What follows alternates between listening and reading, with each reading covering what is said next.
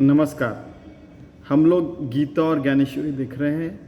आज चौथा अध्याय और 25वां गीता का श्लोक और 26 और 27 भी देखेंगे। दैवमेवापरे यज्ञम योगिनः पर्युपासते ब्रह्माग्नावपरे यज्ञम यज्ञे नैवोपजुह्वति। यानी कि कई जो आत्मज्ञानी व्यक्ति रहते हैं, जो आत्म मार्ग पे चलने वाले लोग रहते हैं, वो एक दैव यज्ञ की उपासना करते हैं। कोई योगी रहते हैं वो ब्रह्मरूपी अग्नि की उपासना करते हैं। और इसका मतलब यह है कि रात और दिन उनकी उपासना चलती रहती है 24 घंटे। कैसे? ये ज्ञानेश्वर महाराज ने बताया। जे यज्ञशील अहर्निशी जिही अविद्या हविली मनेसी गुरुवाक्य हुताशनी हवन केले। कि रात और दिन अविद्या का अपने मन से नाश करते हैं, उसका हवन करते हैं और गुरु वाक्य के साथ खुद को ऐसा जोड़ लेते हैं कि गुरु जी ने जो भी अपने को उपदेश किया कि तत्वमसि, तो वो फिर वो जानने की इच्छा रखता है और वो प्रयास करता है कि हम ब्रह्मास्मि में जान सकूं। तो वो जानता है और फिर उसी में रहने का प्रयास करता है। तिही योगाग्नि की यजिजे तो दैव यज्ञ मणिजे जड़े आत्मसुख कामिजे पंडु कुमारा। कि योग की अग्नि से, दैव की यज्ञ से उसको आत्मा का सुख मिलता है। जो एक बार युजयंजति योगा विभक्त नसाय त्रिस भक्त मना, ऐसे भगवान से जो एक रूप हो जाता है, तो है अर्जुन, आप देखिए कि वो आत्म सुख में एकदम निश्चिंतता से रहता है। और फिर क्या होता है? दैवास्तव देहात से पाण, उसमें फिर पता चलता है कि अपना देह जो है प्रारब्ध के ऊपर बिल्कुल है। कुछ चीज़ें रहती हैं, हम लोग कितना भी प्रयास किया तो नहीं मिलती है। कुछ चीज़ें ऐसे रहती है कि हम लोग जाते हैं और अपना काम हो जाता है कि नहीं? तो वो प्रारब्ध के ऊपर अपना देह छोड़ के ऐसा निश्चय परिपूर्ण जो चिंतिना देह भरण तो महायोगी, जो बिल्कुल देह में आगे क्या होने वाला सोचता नहीं है। इसका मतलब है कुछ भी उठता है, कुछ भी करता है, ऐसे नहीं। तो बराबर अपना एक मर्यादा में रह के रहता है। और देह भरण की वो इतनी, जो रात और दिन, फिर कल पैसे कैसे होंगे, फिर ऐसा कैसे होगा, मेरे हज़ारों करोड़ का लॉस है, कोई बोलता 100 रुपये का लॉस है, गरीब से लेके अमीर तक सब लोग ऐसे जो भागते रहते, ऐसा वो नहीं करता। कि उसको पता है कि अगर चींटी को भी अपना खाना मिल सकता है तो मेरा भी खाना कहीं ना कहीं तो लिखा ही होगा, जो मैं अपने प्रयास से, प्रयत्न से कमा सकूं या कमाया जा सकता है और फिर मैं अपना काम हो सकता है। तो फिर क्या होता है कि ऐसा जो आदमी रहता है, जो भगवान के प्रति पूरा समर्पित रहता है और ज़्यादा चिंता न करते हुए अपनी पूरी जिंदगी चिता में समर्पित करके, कौन सी चिता? कि यज्ञ रूपी चिता में समर्पित करता है, उसको महायोगी कहते हैं। जान दैव योगी। अभी पूरा पढ़ते। देवास्तव देहात से पाण ऐसा निश्चय परिपूर्ण जो चिंतना देहवर्ण तो महायोगी अजान दैव योगी। कि प्रारब्ध के ऊपर अपना देह छोड़ दिया है, अलिप्त रह के पूरे काम अच्छे से पूरे डिसिप्लिन से कर रहा है और उसे पता है कि भगवान हमारी देखभाल करने ही वाला है। पूरे प्रयास करने के बाद कहता है। हाँ, ऐसा नहीं है कि हम प्रयास ही नहीं कर रहे, वो पेड़ के नीचे सोए हुए, वो वाली जो कहानी है, वैसा नहीं है। पूरे प्रयास कर रहा है, उसके बाद में कह रहा है कि ये भगवान ने किया है। ठीक है क्या? कई बार ऐसे होता है कि आदमी देह बुद्धि पे आ जाता है कि नहीं? क्योंकि मटेरियलिस्टिक वर्ल्ड में हम लोग रह रहे हैं, माया के राज्य में रह रहे हैं, तो ऐसा हो सकता है। तो उस समय उसे कहना पड़ता ही है कि नहीं, ये सारा प्रयास तो किया, लेकिन भगवान को चाहे तो कभी भी अपने से सपोर्ट निकाल के हमें कभी भी अपना देह प्रयाण कभी भी हो सकता है। तो भगवान की इच्छा से हुआ और उसकी यही उपासना सतत चलते रहती है। आता अवधारित सांगेन आणिक जे ब्रह्माग्नि साग्निक त्या ते यज्ञेची यज्ञ देकर उपासी जे। कई लोग जो रहते हैं वो ब्रह्माग्नि कोई रहता है अपने असली यज्ञ भी करते हैं, और जैसे हमने देखा है वैसे। और फिर असली यज्ञ तो अंदर ही रहता है। ये जो ऊपर में हम लोग यज्ञ आहुति वगैरह करते हैं वो तो फिजिकली जो करते हैं वो तो ठीक है, लेकिन असली यज्ञ अंदर ही चलते रहता है, ऐसा इनका कहना है। और उसी को उपासना कहते हैं, असली उपासना।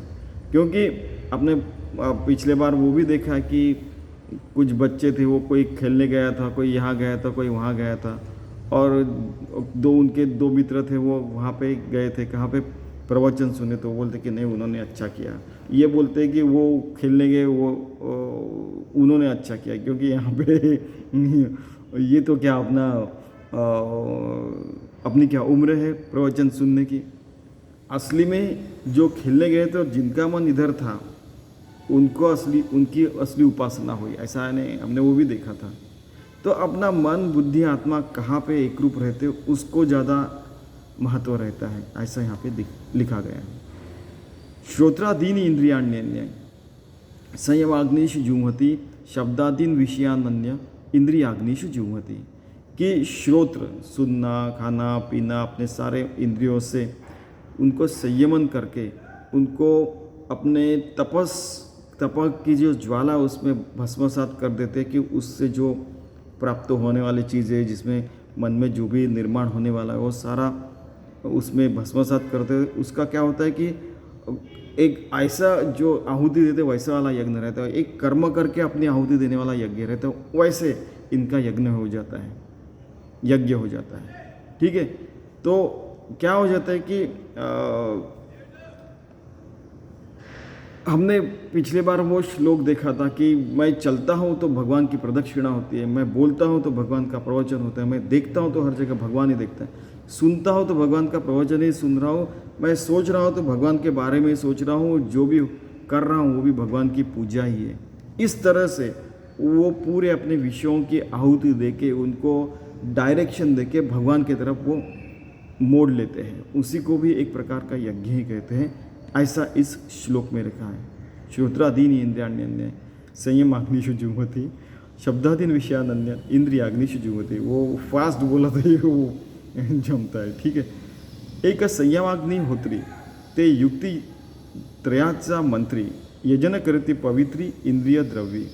कि संयम के अग्नि में, ये अग्निहोत्र में, ये सारी चीज़ें अपने युक्ति से, उनको एक युक्ति मिल गई रहती कि ऐसा किया तो हम भगवत प्राप्ति कर सकते हैं, तो वैसा वो यजन करते रहते, याजन करते रहते, और वो फिर उनका इंद्रियों से सारे काम तो चलते रहते, लेकिन अंदर में वो परमात्मा को ही प्राप्त होते रहते, और उसी के भरोसे पे ये सारा चलता रहता है खेल। एका वैराग्य विवळे तव संयती विहार केले तेथ अपावृत झाले इंद्रियानळ। कि वैराग्य का सूरज उग गया, जैसे कहते हैं ना, वैसे तो सारा उनका विहार जो रहता है, पूरा काम वगैरह जो रहता है, वो इंद्रियों से रहो, अंतर्मन से रहो, या कुछ भी काम करते समय रहो, सिस्टम से रहो, प्रोसेस से रहो, वो पूरा भगवान को समर्पित होता है। तीही विरक्तीची ज्वाळा घेतली तर विकारांची इंधने पळीपली, तिथं आशाधूमे सांडिली पाचही कुंडे। आपको पंचकुंड वाला यज्ञ तो पता होगा। तो उसमें क्या होता है कि विरक्ति की ज्वाला इतनी प्रज्वलित हो जाती है कि जो विकार रहते हैं, विषय रहते हैं, अंदर में जो आशा निराशा रहती है, वो सारी की सारी वो जल जाती है, भस्मसात हो जाती है। और उसमें उनको वो जल जाने के बाद, सब कुछ चले जाने के बाद अंतर मन में क्या रहेगा, तो परमात्मा प्राप्ति ही रहेगी, ऐसा यहाँ लिखा गया है। मग वाक्य विधेची या निर्वडी विषय आहुति उदंडी हवन केले कुंडी इंद्रियाग्निचा। कि जो वाक्य, महावाक्य जो है, अहम आत्मा, तत्वमसि, प्रज्ञानम ब्रह्म, उसको वो अनुभव होने लगता है, और विषय की आहुति दी जाती है, हवन होते रहता है, और इंद्रिय अग्नि पूरी इतना प्रज्वलित हुआ रहता है अपना अंतर का यज्ञ, की सारा भस्मसात हो जाता है और भगवान से एक रूप हो जाते हैं। फिर उनका देह भी देह नहीं रहता, वो मृण्मय का चिन्मय का हो जाती है। ये भी यहाँ पे लिखा है, यानी याद रखना चाहिए। सर्वाणी इंद्रिय कर्माणी प्राण कर्माणी चापरे आत्मसंयम योगाग्नो जिह्वति ज्ञान दीपते। ठीक है, सब के सब इंद्रियों द्वारा सारे के सारे काम रहते वो भगवान को समर्पित होते रहते। और अगर ध्यानाग्नि अगर प्रकट हुआ, अपना तपस सामर्थ्य का मतलब क्या, इतनी तपश्चर्या रहती है कि अंदर में जो भी अच्छे या बुरे विचार आते वो भस्मसात होते हैं, वो विलीन हो जाते हैं भगवान में। ध्यान रूपी अग्नि से क्या होता है कि आत्मसंयम रूपी योगाग्नि प्रकट होता है और उसमें ये सारी की सारी आहुति होते रहती है। बाहर में कुछ जल नहीं रहा, बाहर में कुछ हो नहीं रहा, अंदर में ये सारी चीज़ें, विषय विकार, वो सारे विचार वगैरह है, सारे भस्मसात होते रहते हैं और भगवान को समर्पित होते रहते हैं। कितना सुंदर, अरे श्री कृष्ण ने भी कितना सुंदर कहा है। कई लोग बोलते हैं कि श्री कृष्ण की बात आई तो बता रहा हूँ कि कुछ भी काम करना चाहिए तो श्री कृष्ण जैसे बर्ताव करना चाहिए, युधिष्ठिर जैसे नहीं, सच बोलना नहीं चाहिए, सच या झूठ बोल के अपना काम करवा लेना चाहिए। यहाँ पे कहीं भी ऐसे गीता में या भागवत में या पुराणों में या वेदों में या तो महाभारत में कहीं नहीं लिखा है ऐसे। अरे जो सच बोल के भी शिशुपाल इतने सारे लोगों को हरा सकता है, उसको झूठ बोलने की क्या ज़रूरत है?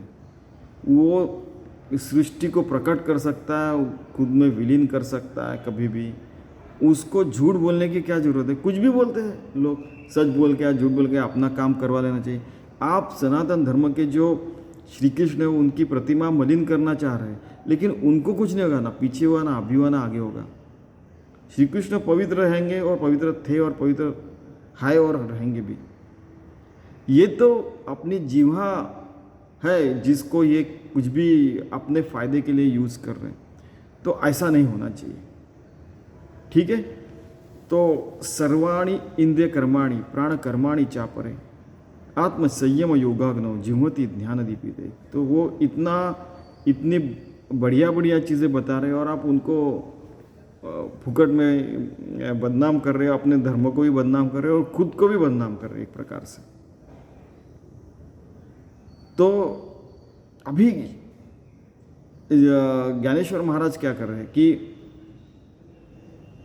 एकी येया परिपार्थ दोषुक शाळेले सर्वथा आणि की हृदया रणी मंथा विवेकू केला, कि सारे दोष है उसका शालन कर दिया। यानी वो अभी उस प्रकार के दोष अपने हाथ से होते नहीं हैं।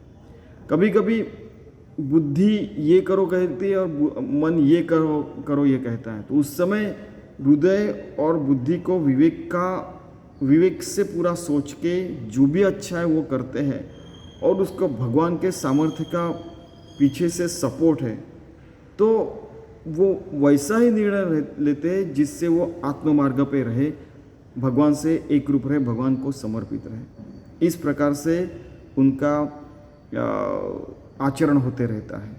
आखिर में आचरण ही तो सबसे इम्पॉर्टंट है। तो उपशमय निहटिला धैर्यवरी दाटिला गुरुवाक्य काढ़िला बळकटपणे, कि वो जो आत्मज्ञानी रहता है व्यक्ति रहता है वह धैर्य से अपने गुरुवाक्य के ऊपर बळकटपणे मीन्स एक मजबूतता से उससे एक रूप हुआ रहता है कि उन्होंने बताया कि तत्वमसि, वो जानता है अहम आत्मा, फिर प्रध्यानम ब्रह्म, और उसके परे परे परे आगे चलते रहता है। ऐसे समरसे मंथन केले तीर्थ झडकरी काजा आले जे उज्जीवन झाले ज्ञानाग्नीचे, कि ऐसे मंथन करने के बाद अपना जीवन उज्जीवन बहुत ऊंचे स्तर का जीवन वो जीते रहता है और वो ज्ञानाग्नि में ये सारी बुराइयाँ अपने अंतर की वो नष्ट करते रहता है, वो भस्मसात करते रहता है। पहला रिद्धि सिद्धीचा संभ्रम, उसको रिद्धि सिद्धि भी प्राप्त होती है। कभी कभी उसने बोला वो सच होने लगता है। वो जो बोलता है उसके सारे वाक्य बहुत सारे लोग बोलते रहते हैं, तो उसको आश्चर्य लगता है कि यार ये तो मैंने उस समय बोला था वाक्य, ये अभी कैसे कह रहा है। तो लेकिन वो भी छोड़ देता कि नहीं, जान दो, ये एक प्रकार से रिद्धि सिद्धि की बात हो गई, उसके परे जाना है हमें। तो निवर्तोनी गेला धूम मग प्रकटला सूक्ष्म विस्फुल्लिंगी, तो ऐसा वो उसको स्फुल्लिंग रहता है कि अरे रिद्धि सिद्धि है ये, इससे परे जाना है, तो उसके परे चला जाता है। तर या मनाचे मोकळे तेची पेटवणं घातले જે યમદમે હોવા रहे आयते होते कि मन इतना मुक्त हो जाता है कि यम दम और सारी ये चीज़ें हैं ना, आपको फिर प्राणायाम वगैरह वो जो होता है फिर समाधि तक वो उसके भी परे चला जाता है ये पूरा, यानी पतंजलि जिनका जो योग है उस प्रकार से उसके भी परे चला जाता है. ठीक है. तेणे साधुकपणे ज्वाळा समृद्ध मग वासनांतराची या समिधा स्नेहसी ज्ञानाविधा जाळी लिया कि उस अंतर के ज्वाला में वासना और विकार ये समिधा उसमें पड़ते रहती है और वो समिधा प्रज्वलित होते जाते रहता है. जैसे आकाश में अगर हम लोग धुआं देखते हैं और बाद में वो गायब हो जाता है, उस तरीके से उसके अंतर्मन में होते रहता है. इससे बढ़िया तो उदाहरण नहीं हो सकता. ते तर सोहम मंत्रे दीक्षिती इंद्रिय कर्मांची या आहुति ती ज्ञानानळीत प्रदीप्ति दिघलिया कि जो सोहम मंत्र रहता है यानी कि सहा मैं ही परमात्मा हो, ऐसे उन्होंने दीक्षा ली रहती है और उसको पता चलता कि अरे अपन तो भगवान से एक रूप है और भगवान ही हर जगह है, उसको पता चलता है और वो उसी में रमान रहने की इच्छा रखता है और प्रयास भी करता है. फिर नेचुरली फिर क्या होता है, इंद्रिय कर्म उनकी आहुति होते रहती है और ज्ञानानळी प्रदीप्ति यानी फिर उसका आत्मज्ञान प्रदीप्त होते रहता है, उसमें सारी चीज़ें भस्मसात होती रहती है, उसका काम उसका जीवन बराबर चलते ही रहता है. लोगों को समझ में आए या न समझ में आए, लेकिन इसको अंतर्मन में समझ में आता है कि अरे कितना भगवान की क्या शक्ति है, क्या कर सकता है. पाठी प्राण क्रियेची सुवेशी निशी पूर्णावती पडली हुताशी तेथ अवभृत समरसी सहजे झाले कि ये भगवान की इच्छा से ये प्राण हैं जो सांस उच्छ्वास चल रहे हैं और ये सारी चीज़ें उसको उसकी पूर्णाहुति पूरे जीवन की पूर्णाहुति गई है और भगवान से समरस हो चुके हैं, वो सहज यानी सहजता से हो चुके हैं. मग आत्मबुद्धी से सुख जे संयमाग्नीचे हुतशेष तुची पुरोडाश देख घेतला ती कि पुरोडाशाने क्या होता है कि या तो अमृत कण समुद्र मंथन से निकालना या तो पराग कण का सेवन करना. यानी देखिए कि आत्मबोध का सुख उसको कैसे मिलते रहता कि ये भस्मसात हुआ तो उसमें से जो अमृत निकलेगा तो वो संयम अग्नि से संयम से रहते तो वो उसका वो उपभोग अंतर में लेते रहता है, अंतर ही अंतर्मन में. ठीक है. एक ऐशा ही यजनी मुक्तते झाले त्रिभुवनी या यज्ञक्रिया तरी आनानी परिप्राप्यते एक. और इसी प्रकार का यज्ञ वो करते रहते हैं, वो सतत त्रिभुवन में जो सबसे बड़ी मुक्ति है उस मुक्ति को मिला के आत्मतृप्ति में रहते हैं. फिर यज्ञ के अग्नि से जो भी निकलता है वो अमृत प्राप्ति ही रहती है, जो अमृत यानी भगवान से एकरूप होना. युज युंजती योगा विभक्त नसाय तरीच भक्त म्हणावे. ऐसे भगवान से एकरूप होना जो परमात्मा अमृत यानी जो जिसको मरण नहीं, ऐसा जो फॉर्मलेस यानी अद्वैत परमात्मा उससे वो एकरूप हो गए रहते हैं कि कोई भी देह से अमर नहीं हुआ है, हमारे स्वामी जी हरदम कहते हैं. तो परमात्मा से एकरूप होने के कारण वो आत्मा परमात्मा विलीन होने के बाद अमर हो जाते हैं और देह रहो चाहे नहीं रहो, रहेंगे तो चैतन्य में उनकी कहाँ रहेंगी, मृण्मय कहाँ तो नहीं रहेंगी अभी परमात्मा प्राप्ति के बाद. और फिर देह जाने के बाद भस्मसात होने के बाद पंच महाभूतों में उनका देह तो विलीन हो जाता है, लेकिन वो पहले परमात्मा से एकरूप हुए रहते हैं. कितना सुंदर दिया है. कहीं भी श्री कृष्ण ने और ज्ञानेश्वर महाराज ने कहीं भी नहीं बताया है कि ऐसा करो वैसा करो, नहीं, केवल भगवान से एकरूप रहो, उसी मार्ग पे रहो, बस इतना ही कहा है. चलो हम उसका पालन करते हैं. धन्यवाद.